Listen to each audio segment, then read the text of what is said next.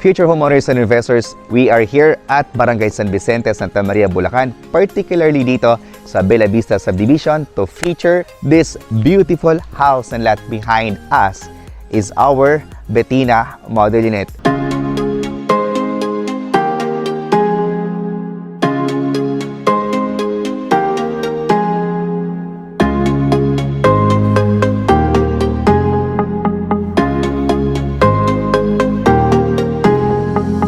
Future homeowners and investors, kung ang budget mong bahay ay nasa 21,000 pesos per month lang for a 3-bedroom, 2 toilet and bath with parking lot na kung saan ito pa ay malapit sa Metro Manila. Nasa mga 30 to 40 minutes away lang ay nasa Metro Manila ka na via NLEX Road, then etong video ito ay para sa'yo.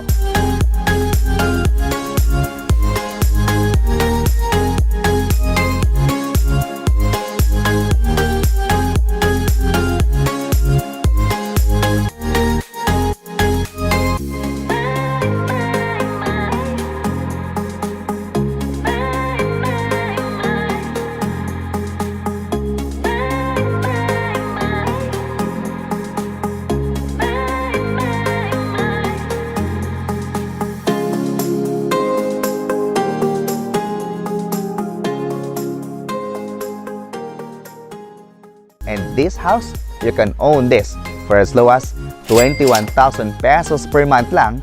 Meron ka ng 3 bedrooms, 2 toilet and bath, at isang parking lot dito sa Santa Maria, Bulacan.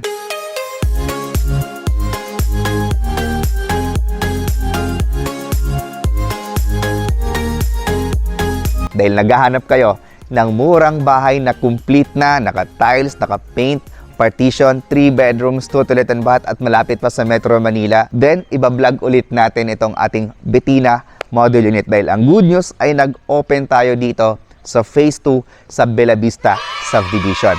Guys, by the way, bago tayo pumasok sa loob, yung bahay na ito ay 4.5 million pesos. So ngayon, samahan niyo po akong pasukin ang laman o ang loob ng ating Betina model unit.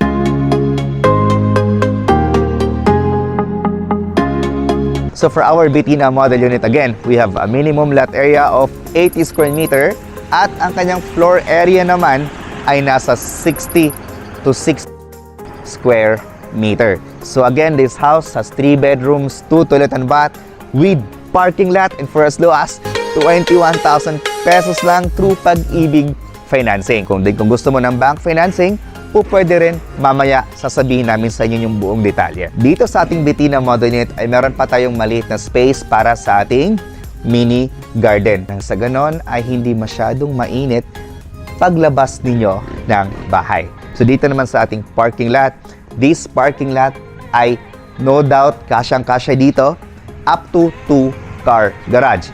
Pero kung isa lang po yung sasakyan natin, hanggang dito yung ating parking lot, etong space na to, you can maximize this as your additional room, extension ng inyong dining area, or ng inyong kitchen area.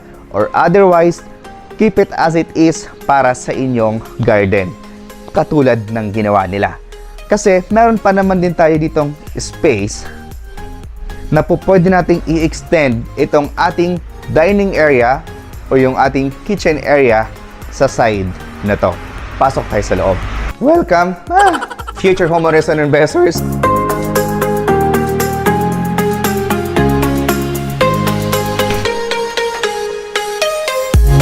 Okay, dito sa ating Betina model unit, no, ay pagpasok kami sa loob ng bahay pala, meron dito naka-set up na 3-seaters na sofa bed. Then we have 1 window sa side na yan. Tapos eto, dito nila nilagay or dito nila minount yung kanilang TV console. Then, eto na yung magiging style ng ating receiving area or yung ating living area. Dito naman sa side na to, dito natin makikita yung ating malapad pa na space para sa ating dining area. So, ayan siya, no? Okay, dito sa model unit na to, mas malaki yung space ng dining area sa kanilang living area. Ito yung pagkaiba ng dalawang model dito sa Bella Vista Subdivision. So first, we have Beatrice model unit. Then this one is Bettina model unit. Kaya po ito siguro mas mura. Okay? So kung gusto mo ng murang bahay na 3 bedrooms, 2 toilet and bath, 21,000 pesos monthly, ito yon. Pwede mo itong kunin. Kasi kung naliitan ka ng inyong living area, pwede mo naman itong i-extend yung inyong kitchen area para ma-extend mo din yung inyong living area. Ganun lang kasimple. No? Ang difference lang po nito ay 300,000 pesos. At etong portion na to, pag i-move mo siya, yung 300,000 pesos na magagastos ninyo ay hindi pa maubos yon para sa inyong extension dito sa likuran ng bahay mo. Pero kung kasama na yung fence, most likely, baka nasa mga 300,000 pesos nga yung mga gastos natin. Which is not bad kasi lumaki naman yung buong bahay mo. Mas lumaki yung inyong receiving area, mas lalaki pa yung inyong kitchen area or yung ating dining area. Okay? So, meron tayo ditong dalawang pintuan. Isang pintuan papunta sa ating service area. Ayan. Which is 2 meters pa ito. Ito yung sinabi ko sa inyo na pwede nyong i-move yung inyong dining area dito sa side na to kasi nga malaki pa yung space natin. So, once na na-i-move mo yung inyong dining area dito sa side na to, so dito ka na magki-kitchen. Yan, dito. Tapos, ito, magiging pintuan mo na to papunta dito sa inyong parking lot and service area. Ito yung ating kitchen area. Tapos dito naman sa side nito, dito natin matatagpuan yung ating toilet and bath. Ayan. So dito, meron tayong shower area, water closet, lavatory, at syempre, meron tayong toilet and bath dito sa ground floor. Okay? So next pala, bago tayo matapos o bago tayo akit sa taas, kung mapapansin niyo guys, no, dito sa ating ground floor, they are using 20 by 20 ceramic tiles, pero hindi na po gagamitin natin ngayon dahil gagamit na tayo ngayon ng 60 by 60 homogeneous beige na glossy na tiles. So yun po yung good news natin, future homeowners and investors sa inyo. Okay, so akit tayo sa taas. Dito naman sa ating stairs, they are using solid wood, tapos yung railings natin ay tubular steel na bakal. So, pagdating naman dito sa taas, yung tiles natin dito sa second floor ay vinyl tiles. Tapos, meron tayo ulit ditong pintuan, which is provision ito for our ating mini balcony. Actually, ito, dinesign ito para sa inyong future na carport. Para pag magpagawa kayo ng carport, meron na agad kayong access dito sa side na to. Which is good kasi hindi mo na kailangan mag-isip pa or magbutas pa, maglagay ng pintuan papunta sa inyong carport kasi ginawa na po ng developer para sa inyo future homeowners and investors. So dito, yung ating bedroom number 1.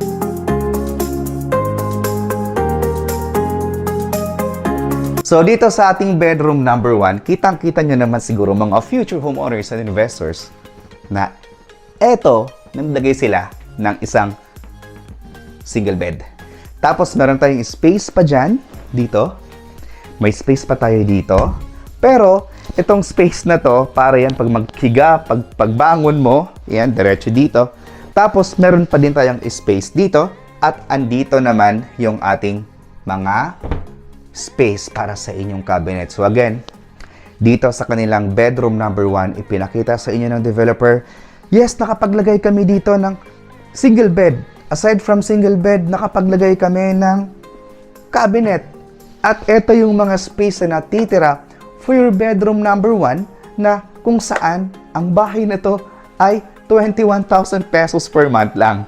Tapos ngayon, sisilipin natin yung kanilang bedroom number 2.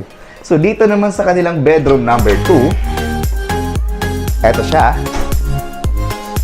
Pinakita ulit ng developer sa atin na yes, nakapaglagay kami ng single bed again. Meron tayo ditong maliit na table at ang laki ng cabinet nila, no? So eto, meron pa tayong space para sa ating cabinet. Well, honestly, etong kwarto na to ay mas maliit ito kumpara doon sa isa. Yun, honestly speaking. Kasi itong portion na to, ito yung kanilang toilet. Tapos, ito naman yung kanilang common toilet and bath dito sa taas. So, meron silang shower area, which is ito. Tapos, meron tayong water closet, at ito naman yung ating lavatory. Ayan guys. So, ito yung CR natin dito sa taas for 21,000 pesos monthly amortization. The next po is yung ating master bedroom. So for our master bedroom, dahil master bedroom nga po ito, naglagay sila dito ng queen size na bed. Tapos eto, meron silang built-in cabinet sa side na yan. Tapos meron tayong malaking bintana for natural light and ventilation. So eto yung ating master bedroom dito kay Bettina model. Future homeowners and investors, this is the price for our Bettina model unit. It has a minimum lot area of 80 square meter at ang kanyang floor area naman 62 square meters. So this house has 3 bedrooms, 2 toilet and bath at isang parking lot. So yung price natin dito 4,602,699. Din yung ating down payment through Pag-ibig Financing is 20%, 920,539. Bawasan natin ito ng reservation fee na 10,000 pesos para makasecure kayo ng unit sa ating Bettina model. Then yung remaining balance dito is yun yung i-divide natin for 24 months nang walang interest. Then yung ating monthly down payment for 24 months, 37,939 pesos. Then, ito yung ating monthly amortization through Pag-ibig Financing for 30 years is 21,899 pesos lang.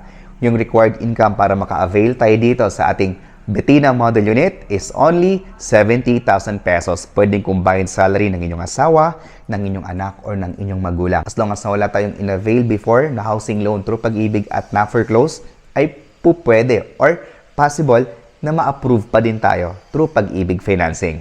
Para naman sa mga buyer natin na mas gusto nila ng bank financing, ang good news ay naka-promo tayo through bank financing. Yung ating down payment is only 10% which is amounting to 460,200 pesos.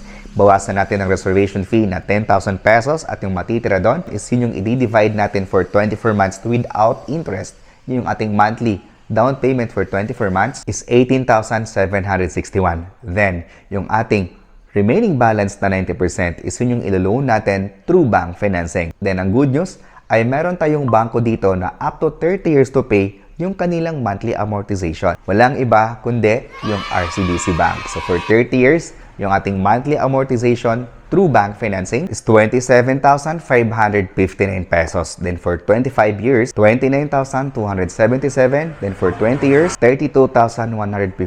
Then, for 15 years, 37,233 pesos. Din yung ating required income natin dito para sa ating Bettina model unit through bank financing is 90,000 pesos per month. So again, dito pwedeng combine salary ng inyong asawa, ng inyong anak, or ng inyong magulang. Dito naman sa bank financing, as long as na wala tayong niloan sa kanila before at na-foreclose, as long as na wala tayong credit card sa kanila at na-cancelled or hindi na nabayaran at na-close yung inyong account sa credit card, ay for sure, ma-approve pa rin tayo dito sa bank financing.